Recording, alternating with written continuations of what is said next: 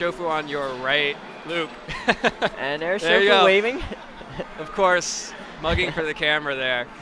Yep. One of the biggest personalities in online Pokemon, Big Shofu.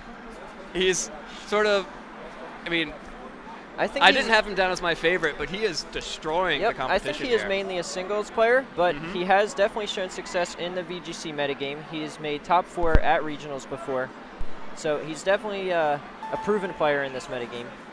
Yeah, and definitely not someone to take lightly. Obviously, he's still in. Yep. As when so many other talented trainers have fallen off. He's defeated some very good players, such as TTS, Danny Zollner. Who's qualified for Worlds almost every year since 2010? Yeah. Yeah, every year you've qualified for Worlds, except you won. Yeah. A slight difference there. But yeah, really tough schedule, and he's come out on top. And he's going to go up against Luke, the American Dream, 38, Swenson, who we already saw earlier playing up against Ben 7000, or Nightblade 7000. I don't know which name he likes. I don't either. I just call him Ben. Yeah, that's probably easier. Having a great match against Ben, regardless. And I'm looking forward to this one. I am too. I'm very interested to see how Shofu plays. He's playing Luke, who is a very talented player. He's had a lot of success in VGCs. And Shofu, he does have that one regional top 4, but other than that, not much. So we'll see how he does against a proven player. And important to note, we are in New Jersey right now. But both of these players have traveled great distances to come play in this match. Of course, Luke from the Midwest and Shofu from the West Coast, sort of trying to take out all of the rest of the East Coasters, the Northeasterners here, left remaining in the tournament. These two upstarts coming into home turf, our home turf, and they're trying to take it away from us. Unfortunately, I'm not sure if any fellow New Jerseyans are left in this tournament, but yeah, I lost my DC area to Shofu. Danny, TTS. Danny's a New Jerseyan. He lives in Maryland now. I'm claiming him as my own. But yeah, so this is going to be, if one of these guys makes it to the finals, it'll be a nice rivalry. It will. East Coast, West Coast, Midwest Coast. Yep. Yeah, I'm looking forward to that a lot. And I kind of hope we see that just a little bit. Right. Going to go ahead and move right into these matches. Of course, we didn't see Tad's team last time. That's going to be Tornadus incarnate form, Ferrothorn, one of his favorite Pokemon, Tentacruel of the old RBY, Tyranitar, which we've seen in almost every match, Cresselia, which we've seen in almost every match except for the Gothitelle, that last one, and Hydreigon. And of course, Big Shofu is going ahead and using, oh no, I'm not sure. That looks like it's going to be Cresselia, Salamence, Tyranitar, Thundurus Incarnate, Conkeldurr, and Gastrodon on Big Shofu's side. Both of them going for the Tyranitar with the Sandstorm. Not going to have to worry about weather wars there. None of them really using it that much either. And this is going to be the first battle we see a Salamence, another dragon that's definitely one of the most used and most powerful. Yeah. Interestingly, we haven't seen a Latios yet. Latios dominated the early metagame. It has. It's fallen off. I've never really been a fan of Latios. I've always felt he was very overused and overrated, but... And we've seen him. We might be seeing why here. Yeah, he's been replaced by Salamence and Hydreigon. Yep. All right. Luke, tad38 on the top of your screen, standing up to readjust himself before the battle. Shofu down at the bottom. Going to go ahead and lead a very common lead that we see very frequently. Thundurus and Cresselia. Very annoying lead, that one. I'm hoping we see some swagger in this battle. Yeah.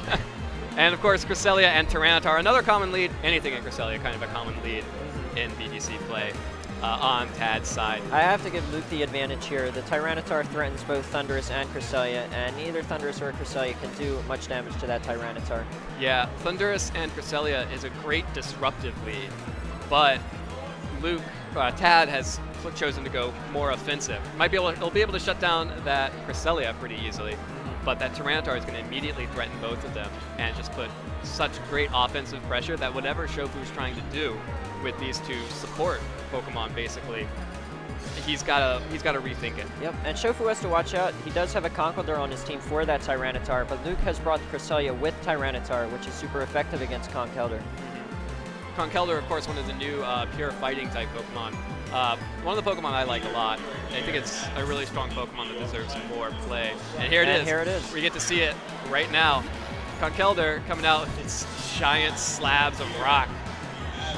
Thundurus using Substitute, gonna hide behind that little Pokédoll. That, of course, is also boosted by the Prankster. Crunch going down onto the Conkeldurr, hoping to hit that Cresselia. But, of course, switched out. Ooh, and that's pretty huge. Defense drop. Defense drop, that's gonna hurt a lot. That could be huge if we see a Psyshock from Luke's Cresselia. Yeah. And Icy Wind gonna go ahead and try and get some speed control, deal a little bit of damage to Thundurus. Doubt it'll break that Substitute, though. Oh. It does. Wow. I'm much used to more bulky Thundurus. Yeah, that does not look like a very bulky Thundurus based on the HP that we see. However, Luke isn't seeing that HP, so he doesn't know. Yeah.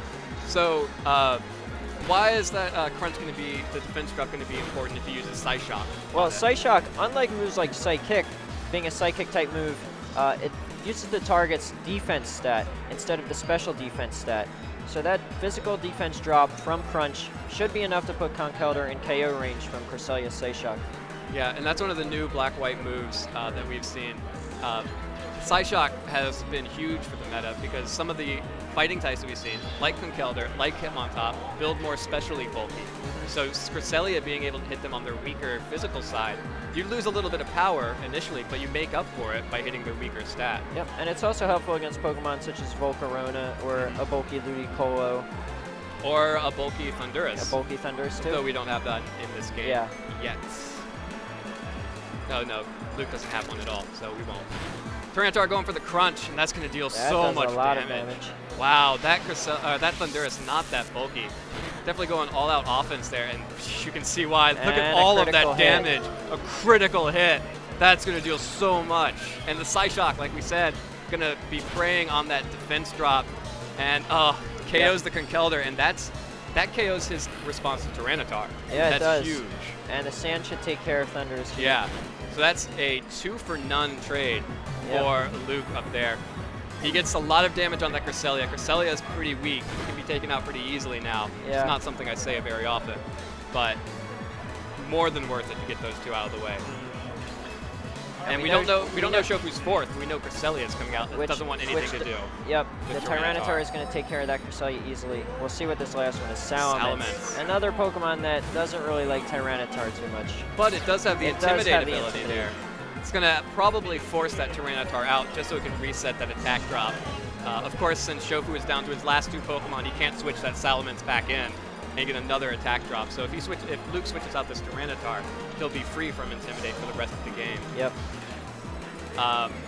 And of course, Salamence, we can see code physical, but we usually see it special. Yes, it is usually special.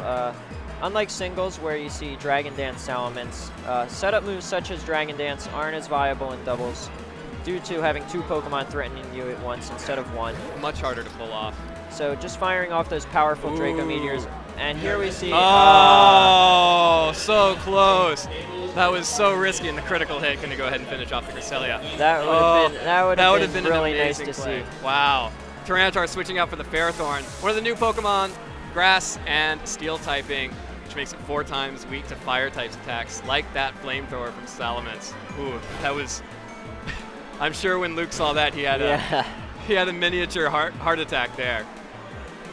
Ferrothorn's one of those Pokemon that Luke's really known for. Yeah, the last time Luke won a regional, he used Ferrothorn back in 2012. Yeah, it's a really great effect. Yep. It has a lot of good resistances due to it being a Steel type. Most notably to the Dragon type. Yep, which are very common. We've seen a Dragon type in, I think, every single battle so far. I think so, too. And you see the Tyranitar coming back in, now no longer intimidated.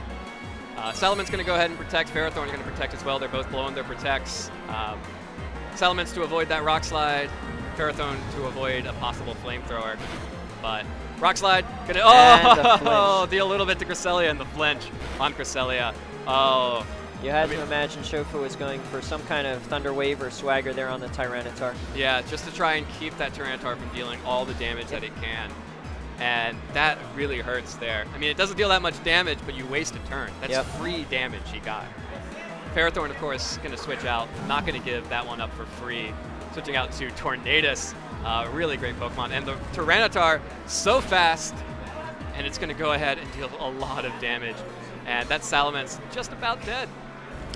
Yep. And notice it is slower than the Tyranitar. Yeah. We know Luke's Tyranitar is holding a Choice Scarf. So that Thunder Wave going to go ahead and normally we'd say this would make Tyranitar much weaker. And it does make it weaker because it's slower. It's going to get hit more often now. But it really doesn't care. It's got that special defense boost from the sand. Yep. And it gets the Cresselia and Salamence. Yeah, there's really not much way for Luke to lose this battle here. Yeah. The Salamence is going to go down to sand if it doesn't even go down this turn. Mm-hmm. And Tornadus capable of putting a lot of pressure on both of these Pokemon. It can, a really common set that we see from Tornadus nowadays is U-turn, which is a bug-type attack that would be super effective on that Cresselia and allow it to bounce right back out into something like a Ferrothorn. Or even just a Flying Gem Acrobatics taking it down. We'll see. And he's going to go ahead and protect his Tornadus. Doesn't want to risk it just yet. Salamence also going to protect. No one wants to get into a fight right here. Cresselia going for that Thunder Wave. Oh, Thunder Wave on the Tornadus. Be blown into protect. And the Rock Slide's going to get more free damage. And that's going to put it well into range of KO. KO range of anything from Tornadus. Yeah, any of Tornadus' moves will KO Cresselia now. Salamence survives with just 3 HP. But it will be going down to sand after this turn. So. Yeah, Salamence has 1 turn to KO 4 Pokemon. Yeah, doesn't seem too likely. Yeah, U-turn coming out from that Tornadus. Going to go ahead and finish off that Cresselia. Going to go bounce back into its Pokeball, back where it belongs. Back to its home, its comfy home. It's probably got a nice bed there, too. Switching right back out. I don't know. What do you think that Luke's going to bring out? Probably not Ferrothorn, not going to risk the flamethrower. Maybe he probably doesn't want to show off that 4th Pokemon. He wants to keep it a secret. And the Draco Meteor, Dragon Gem, of course the most popular move in the game, probably after Protect. Yep. Going on to that Tyranitar, but as we've seen, not enough to KO unless it gets a critical hit. And no, still a lot of damage though, a little bit more than the last one we saw. And Tyranitar finishing it off with a Rock Slide, but that game was over anyway.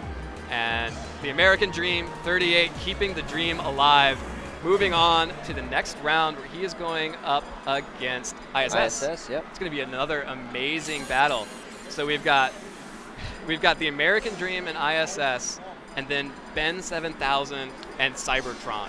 Yeah, these look like really good matches coming up.